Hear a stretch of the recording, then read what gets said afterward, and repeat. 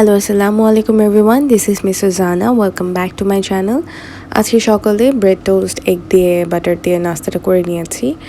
দেন আমরা বের হয়ে গিয়েছি শপিংয়ের জন্য। আজকে যেহেতু সানডে ছিল তাই চিন্তা করলাম একটু বাইরে থেকে ঘুরে আসি। আর গত এক সপ্তাহ ধরে শরীরটা বেশি ভালো ছিল না। আমি লাস্ট ব্লগে দেখেছিলাম আমরা ব্লু মাউন্টেন গিয়েছি, সেখান থেকে আসার পর থেকেই আমার প্রচণ্ড রকমের ঠান্ডা ঠান্ডা লেগে গেছিলো, তাই আর আমি ব্লগ করিনি। তো চিন্তা করলাম আজকে যেহেতু বাইরে যাচ্ছি আর মোটামুটি একটু ঠান্ডাটা কমে এসেছে, কেননা ব্লগ করি আর আপলোড দিয়ে দিই। তো আজকে আমরা চলে এসেছি ডিএফওতে। এখানে এসে অনেকক্ষণের মতো লাইনে দাঁড়িয়ে থাকতে হয়েছে, যেহেতু 10 জনের বেশি একটা স্টোরে থাকতে পারবে না, তাই আমাদের বেশ কিছুক্ষণের মতোই লাইনে দাঁড়িয়ে থাকতে হয়েছে।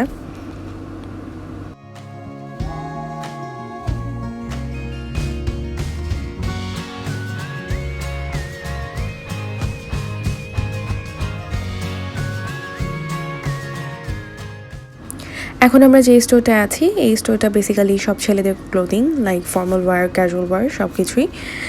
তো আমার এই স্টোরের এই ব্র্যান্ডের বেসিক্যালি আমার কাছে ছেলেদের সব কিছু অনেক বেশি ভালো লাগে, বিশেষ করে ফর্মাল ওয়্যারগুলো।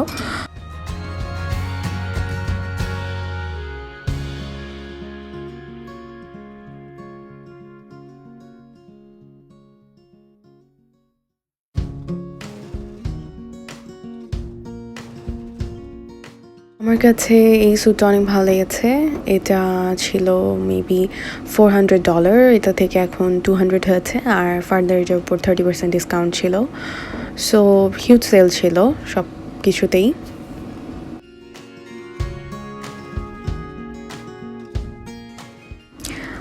বেশ কিছুক্ষণ ঘোরাঘুরি করার পর আমাদের দুজনের এই জ্যাকেটটা অনেক বেশি ভালো লেগেছে, তাই এটা নিয়ে নিচ্ছি।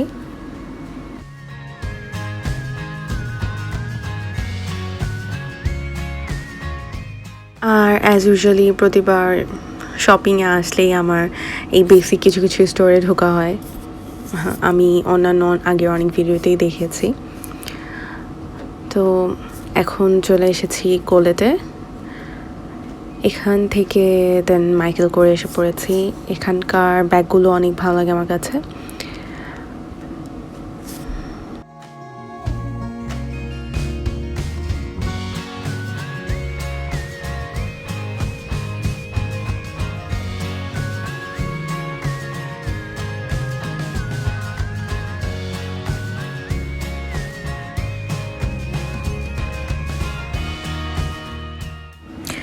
এখন আমরা চলে এসেছি একটা রাগ শপে, আর ওদের এই কার্পেটটা আমার কাছে অনেক ভালো লেগেছে। নেক্সট বাসার জন্য কার্পেট কিনলে আমি এরকম টাইপের একটা কার্পেট কিনবো। আর আমার বাসায় এখন এই কার্পেটটার মতোই একটা কার্পেট আছে।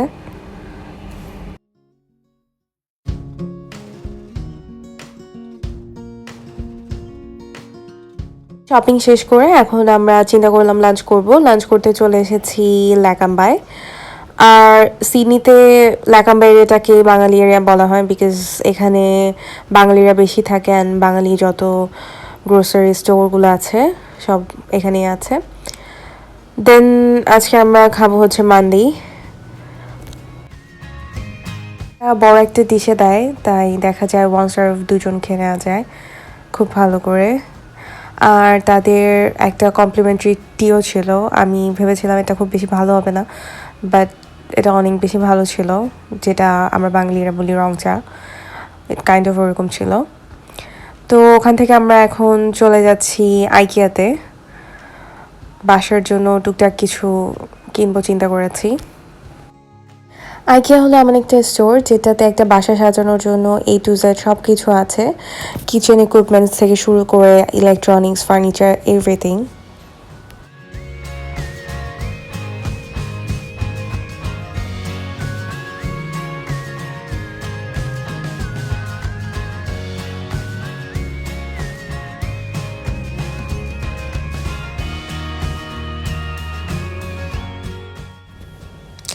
আইকিয়ার সবচাইতে বেশি আমার কাছে যেটা ভালো লাগে, ওরা এক একটা রুম ডিসপ্লে করে থিম অনুযায়ী সাজিয়ে রাখে, এ থেকে ভালো আইডিয়া পাওয়া যায়। আর এক একটা রুমে কী লাগতে পারে না লাগতে পারে সব কিছু সুন্দর করে গুছিয়ে রাখে। লাইক এই এরিয়াটা হচ্ছে কিচেন এরিয়া। এই একটা কিচেন গোছানোর জন্য কি কি দরকার হয়, কীভাবে কোন জিনিসটা রাখলে সুন্দর লাগবে, ওরা ইচ অ্যান্ড এভরিথিং গুছিয়ে রাখে। এ থেকে দেখা যায় কেনার সময় অনেক হেল্প হয়।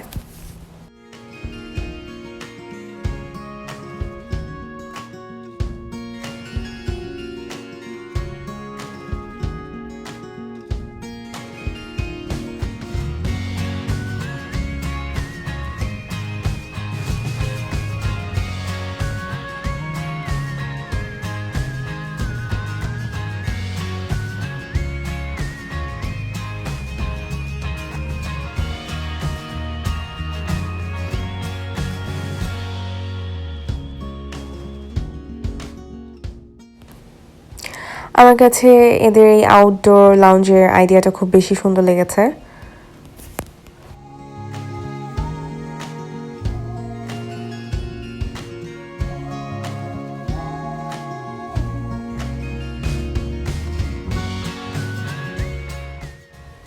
এটা হলো তাদের আর্টিফিশিয়াল ফ্লাওয়ার এরিয়া।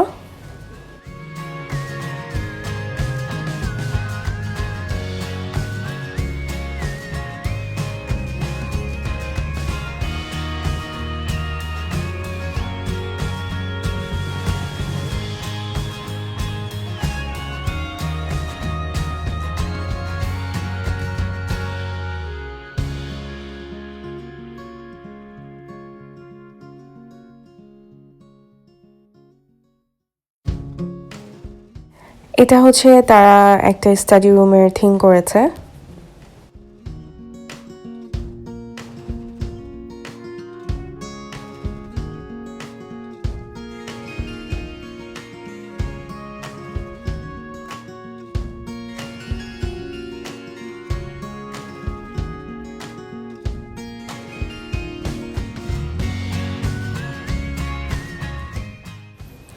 আমার কাছে ওদের এই কিচেন সেটআপটা অনেক বেশি ভালো লেগেছিল।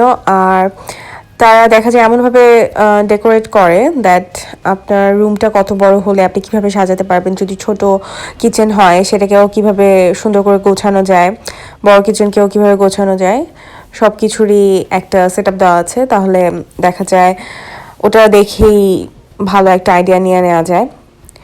আর তাদের ফুল একটা বেডরুম হোক বা স্টাডি রুম হোক বা কিচেন হোক, এগুলো এক একটা সেট আপ দেওয়ার জন্য এগুলো যেগুলো এক একটা করে গুছিয়ে রেখেছে তার ফুল একটা অ্যামাউন্টও দেওয়া থাকে, দ্যাট আপনার ফুল এখানে যেভাবে গোছানো আছে ওরকম করে গোছাতে কত টাকা লাগতে পারে তারও একটা আইডিয়া দেওয়া থাকে।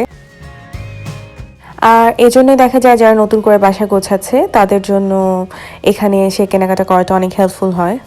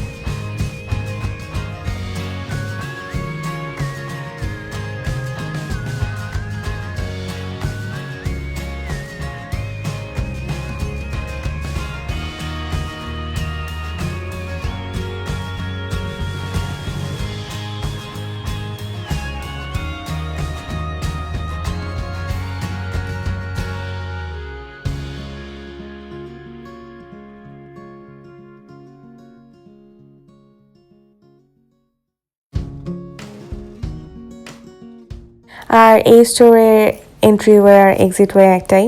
দেখা যায় স্টোরে ঢোকার পরে পুরোটা স্টোর ঘুরে দেন বের হতে হবে, মাঝখান দিয়ে কোনো এক্সিটওয়ে নেই। তো দেখা যায় কোনো একটা স্পেসিফিক জিনিসের জন্য আসলেও পুরোটা স্টোর ঘুরেই দেন বের হতে হবে।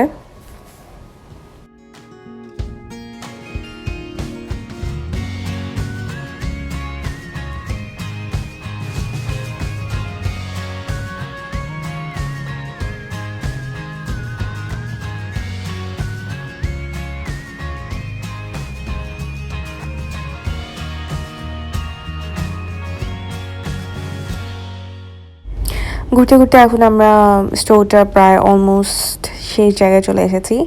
এখানে সব আর্টিফিশিয়াল ফ্লাওয়ার আর গার্ডেনের সব রকমের জিনিসপত্র আছে। তো ভেতরে যে রুমগুলোতে প্রোডাক্ট ডিসপ্লে করা ছিল, প্রতিটা প্রোডাক্টের পাশেই একটা করে নাম্বার আর বারকোড আর নেম দেওয়া থাকে। তো ওখান থেকে দেখে এসেই এখানে নিজেরাই প্রোডাক্ট খুঁজতে হয়, খুঁজে দেন চাইলে পারচেস করা যায়।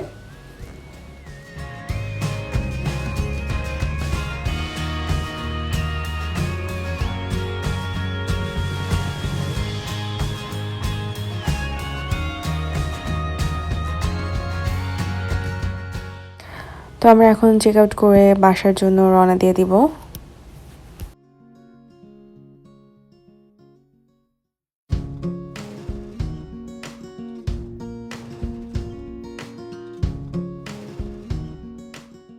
তো আইকিয়া থেকে আমি এই জিনিসগুলো এনেছি। এখানে 6টার মতো সার্ভিং বোল আনা হয়েছে, আর এখানে একটা ফ্রাইং প্যান আনা হয়েছে। আর আমি মশলার জন্য এখানে কিছু ছোট কৌটো এনেছি, ক্যান্ডেল, কাটার আর টুকটাক অন্যান্য জিনিস, আর ওখানে আরও 2টা সার্ভিং ট্রে। বাসায় এসে রাতে ডিনারের জন্য আমি চিন্তা করেছি বার্গার করব। আর এখানে বার্গারের জন্য আমি থাই ফিলেট নিয়ে নিয়েছি, আর এটাকে আমি একটু ম্যারিনেট করে রাখবো কিছুক্ষণের জন্য। ম্যারিনেটের জন্য আমি এখানে সয়া সস নিয়েছি, vinegar, seasoning oil, garlic and ginger paste. এগুলো দিয়ে আমি ফার্স্টে চিকেনটাকে ম্যারিনেট করব।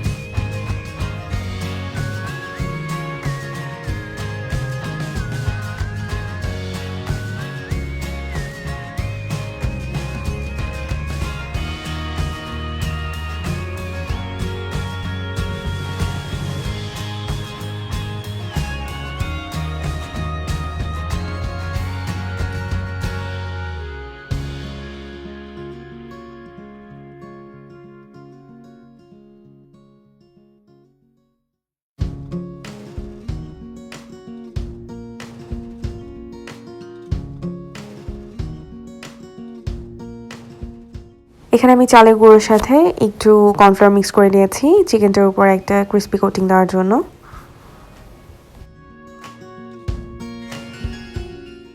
এখানে আমি চিকেনটাকে ম্যারিনেট করে রেখে দিচ্ছি কিছুক্ষণের জন্য। আর এখানে আমি টমেটো নিয়েছি, অনিয়ন আর লেটুস নিয়েছি, আর এখানে আমি চিজ স্লাইস নিয়েছি। যেহেতু আমি ক্রিস্পি চিকেন ফ্রাই বার্গারটা করব, তাই চিকেনটাকে আমি একটু ডুবো তেলে ভাজবো। সো ওটার উপর আমি চাইলেই এই চিজ স্লাইসটা দিয়ে মেল্ট করতে পারবো না, তাই আমি ওভেনের মধ্যে এটাকে একটু মেল্ট করে নিব।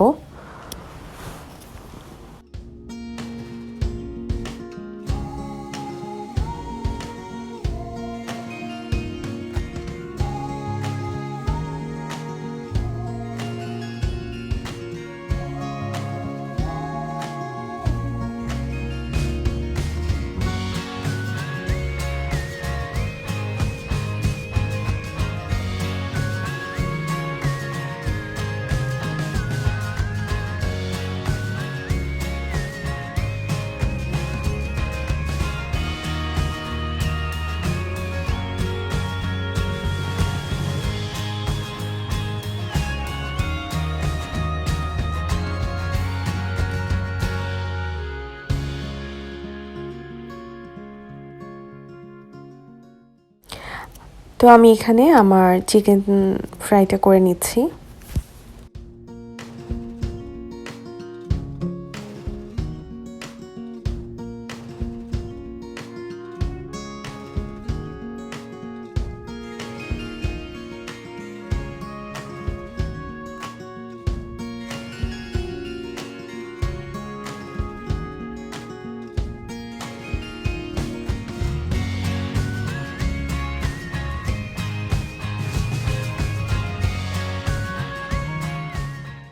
চিকেনটাকে একটু মিডিয়াম লো আঁচে রেখে এরকম ব্রাউন করে ভেজে নিতে হবে।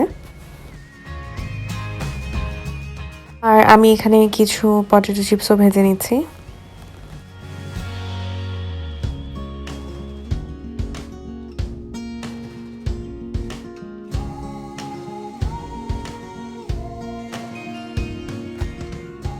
এখানে আমার চিজটা মেল্ট হয়ে গিয়েছে, তো আমি এখানে মেয়োনেজ দিয়ে দিচ্ছি, দেন আমি লেটুস দিয়ে দেন চিকেনটাকে ওটার উপর দিয়ে দিব।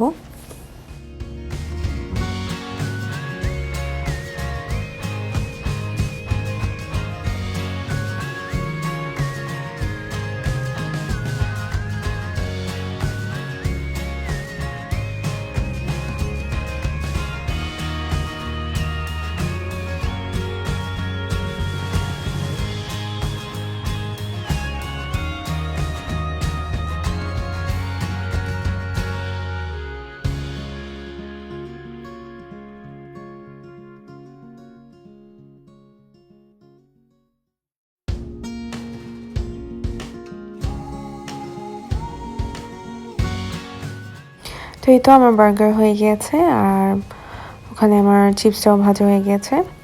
চিপসের মধ্যে আমি একটু চিকেন সল্ট দিয়ে দিচ্ছি।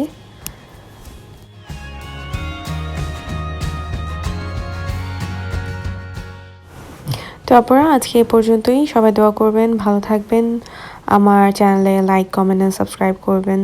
বাই।